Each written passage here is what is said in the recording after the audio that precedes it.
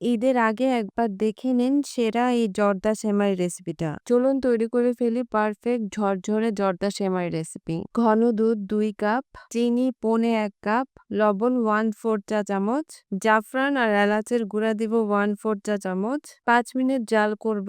চুলার আঁচ মাঝারিতে রেখে জাল করতে হবে। 5 মিনিট পর এখন নামিয়ে একটা পাশে সরিয়ে রাখছি। লো আঁচে কড়াইতে ঘি দিব 1/4 কাপ। এখানে বাদাম আর কিশমিশ আছে, দিয়ে হালকা করে ভেজে নিব।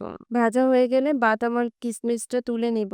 এখন এই ঘিতেই লম্বা সেমাই দিব। এখানে 1 প্যাকেট সেমাইয়ের অর্ধেকটা আছে। লো আঁচে এটাকেও 4-5 মিনিট ভেজে নিব। এবার দুধের মিশ্রণটা কয়েকবারে দিয়ে মাঝারি আঁচে রান্না করব।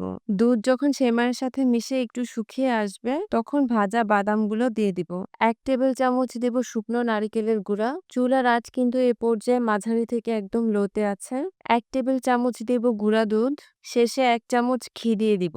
আরো 2 মিনিট রান্না করব। এখন চুলা বন্ধ করে ঢেকে 5 মিনিটের জন্য রেখে দিব। 5 মিনিট পর ঢাকনা খুলে এখন একটা কাঁটা চামচের সাহায্যে সেমাইগুলা ছাড়িয়ে দিব।